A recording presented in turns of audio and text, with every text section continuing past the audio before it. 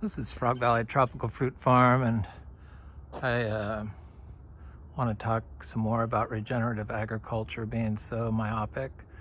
And I also want to talk about a little bit at the beginning here about high dollar houseplants that you can intercrop with your tropical fruit trees, namely philodendrons. So I started collecting philodendrons, and they're so expensive. They're hard to find for the good ones, and they're really expensive. But you can find them, and get them cheaply if you buy them small enough. So you get the little tissue cultures of, like, I see something's eating my leaf. This is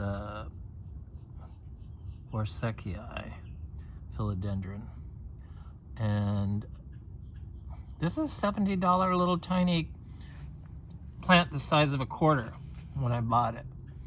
And I grow it just like everything else. Everything gets treated the same. My Monstera deliciosa alba, or albo, is finally coming more white. I guess the first leaves, I guess there was a little bit of white on the very first leaf on the edge there, but I guess the first leaves come out green, probably, mostly, and then they start turning white, because I know I see white on the new stem coming out, the new growth. But this is the philodendron pink princess, and it was about the size of a quarter also. And then this is philodendron Parisa verde. That's a new leaf. It seems to be doing the best. Something's eating it there. No, that's dirt. So, but it has beautiful speckled leaves. And then I bought this. If you buy plants and they show up like this, get a refund instantly. So I bought this and it showed up like this, but they offered me a refund. She's like, or they were like, can you bring it back or revive it? You know, and there ain't no reviving something that looks like that. So I just had to share that. I also collect Dieffenbachias. So I like to buy one plant and then grow it and divide it. That's how I basically did all these gingers. I started with one little plant of one type, and then I just divide them. Divide. And this, I see my, it looks like my seedling quimucks are coming up. So that's good. I think something was eating the jackfruit. Those look like koi muck to me. Yeah, I collect different, what people consider houseplants, alocasias.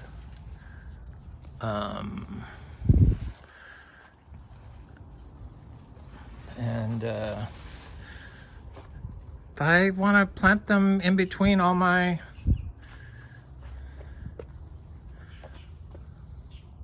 tropical fruit trees, you know, divide them and plant them, alocasia, between the tropical fruit trees. I got Dieffenbachia cuttings in here, and things are growing along. Everything gets grown the same way here.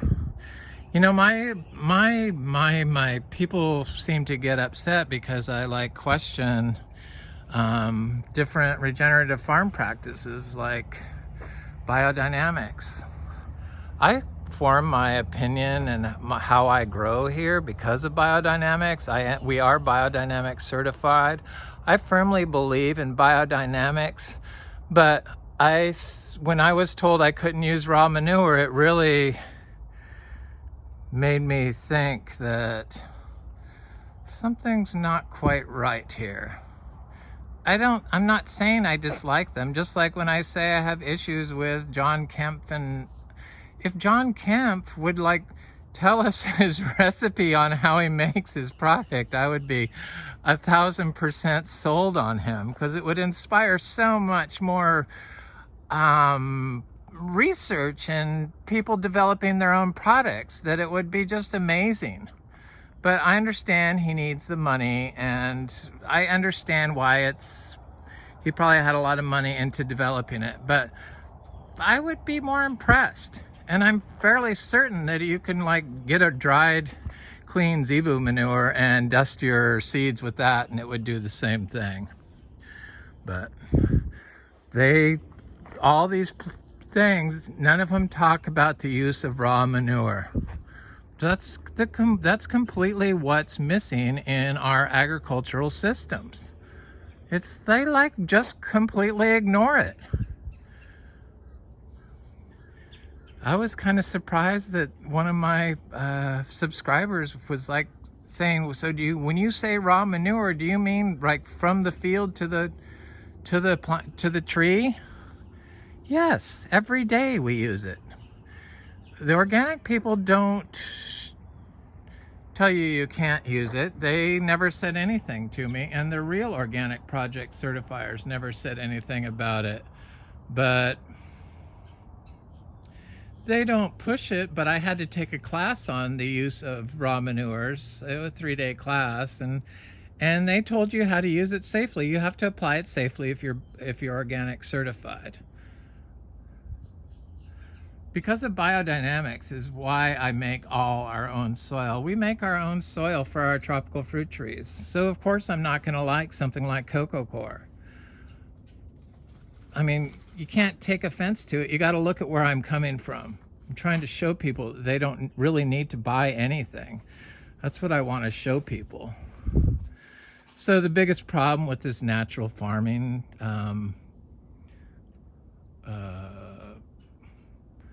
growing methods is in Florida, because if you start on a huge parcel like I did and you're doing it yourself, it doesn't look very good instantly.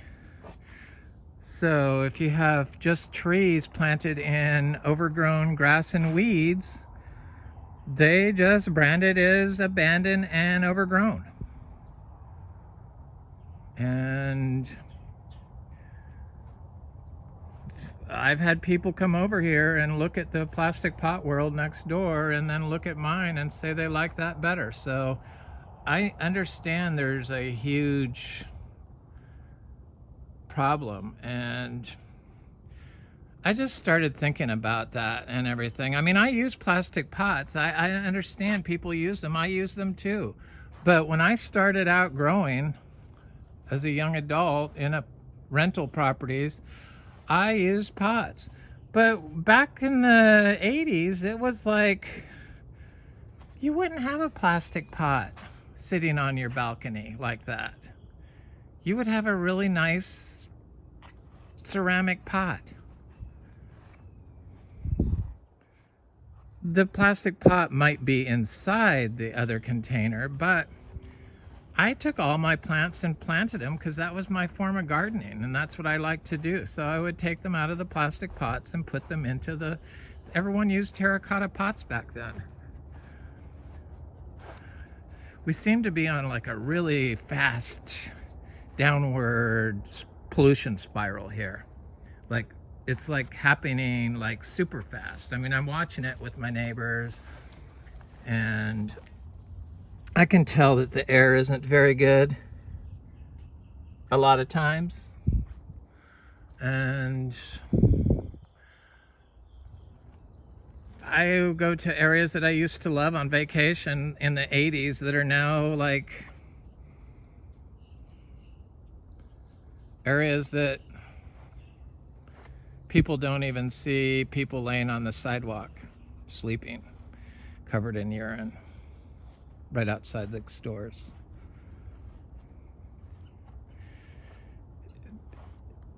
Something's changed in what we see and what we're willing to accept now.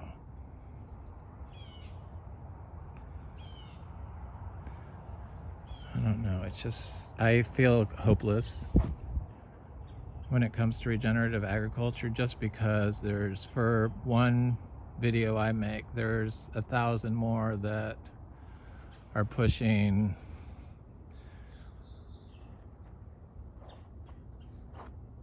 destructive growing methods.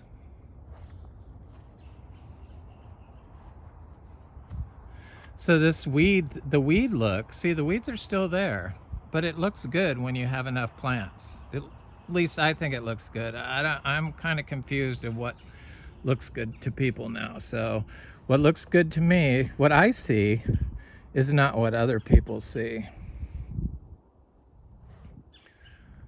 Some other people see the same as me, but most of them, it seems, don't.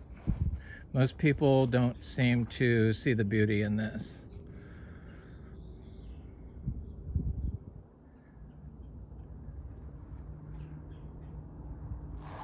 I lose subscribers because I speak my mind about the few regenerative farming practices.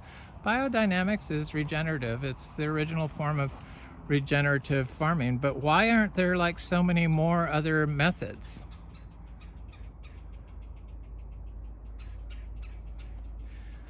It's the rebranding of and what people are willing to accept. Once they start seeing it, they get used to it, and then they just accept it.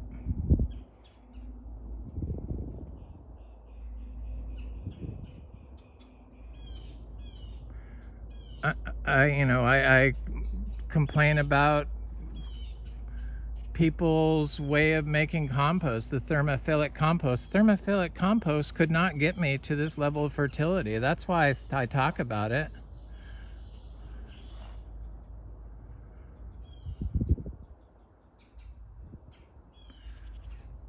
Static compost couldn't get me to this level of fertility.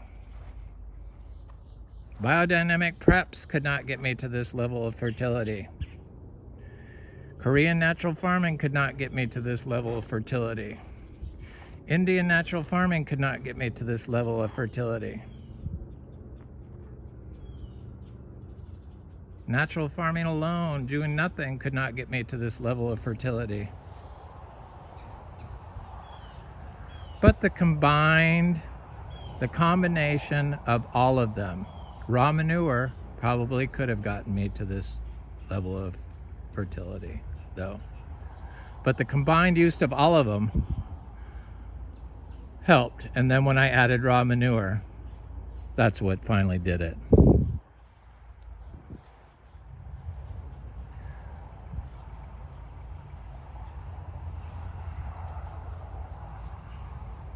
So yeah, I intercrop houseplants with probably if I would stop doing these videos, I would save like 2 or 3 hours a day, and I could be planting in that period.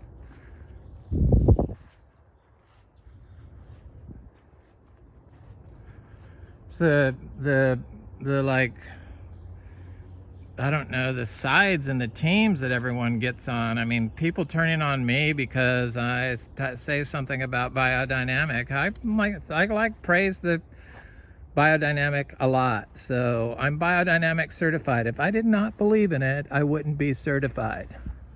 I just believe in raw manure. And I know as a child that you use raw cow manure to grow vegetables. As a very small child.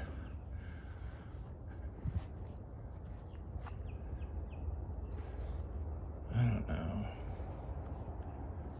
It's kind of hopeless because I just really don't see a lot of action. And people just have become immune to what they see in front of them. What they hear. It's bizarre. I find it bizarre.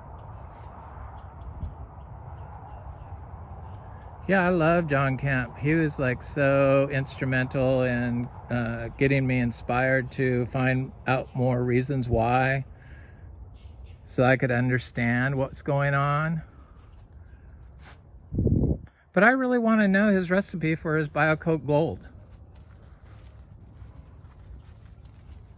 It's like people seem to think they can like dangle all this stuff in front of you, but not give you reasons on it or show you how they're doing it. It's my issue with the permaculture people that with the, you know, most watches. They'll show you wood chips. Wood chips alone will not get you to this level of fertility, ever. Really, the planting more plants next to each other and adding manure would probably work. You know, you're gonna get the carbon from the plant, so you don't have to look for mulch.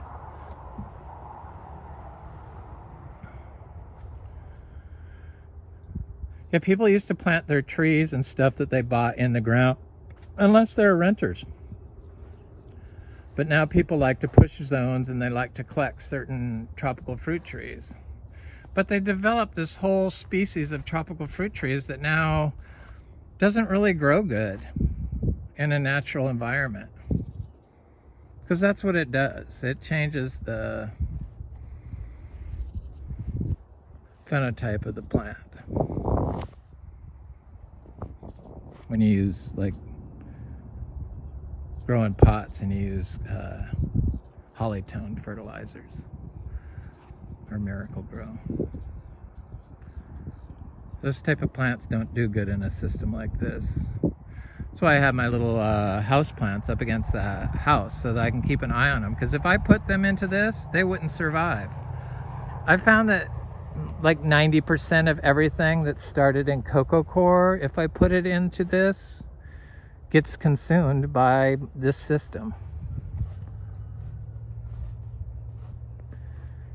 I know people need to use cocoa coir, but you got to look at where I'm coming from. I make all of our own potting soil, and I do it because of the biodynamic certification.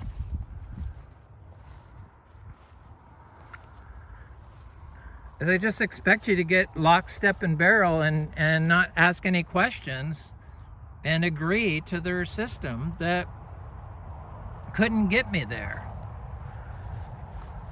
You can only use compost. No, no, no. That could never get me there. I got cilantro and I got greens. Oh, I'm so excited. I got a little tomato coming up, but I think it was too late. I started my tomatoes too late.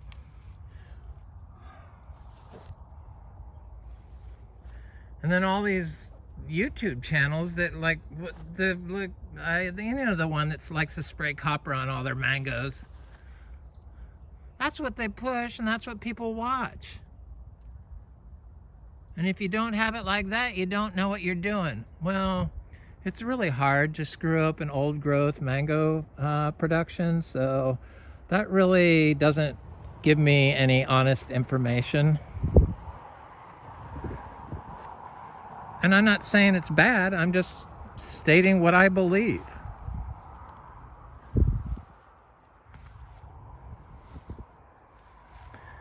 Spraying copper is like the sure way to completely destroy a system. Completely.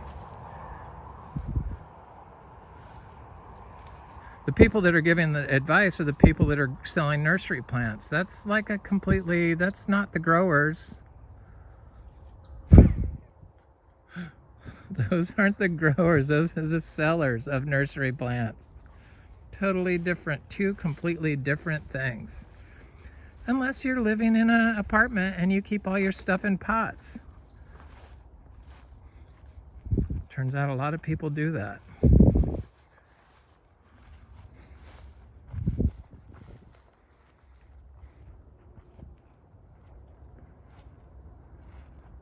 I think we're taking our house off the market next week.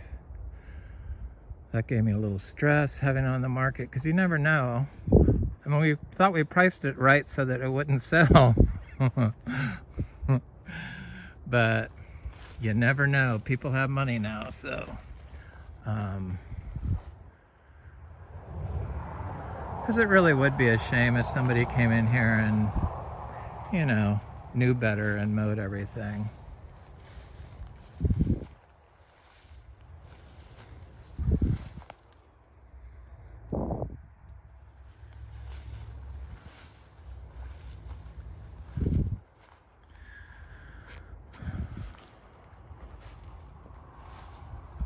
So, this was all lawn, and it looked good. It had these beautiful giant trees, but the giant trees were starting to die. There was a giant one there that died.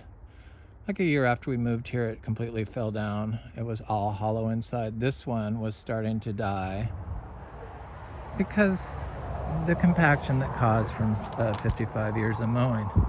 So then when we stopped mowing, because I learned that was probably the worst thing I could do, and I was trying to grow plants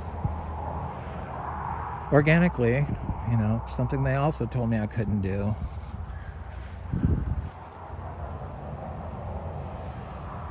People would stop by here and want to clean up the place.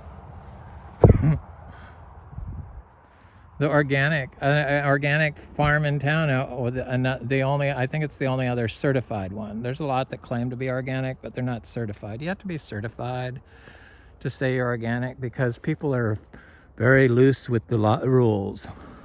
They think if you throw just a handful of Osmocote in the hole and then do wood chips and chop and drop, that's organic. That's not organic.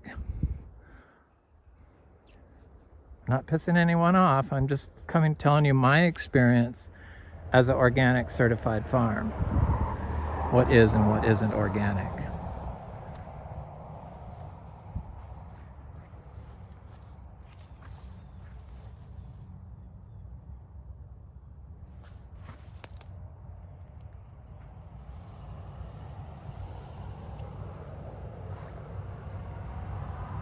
Anyway, this is Frog Valley Tropical Fruit Farm. I hope you have a wonderful day.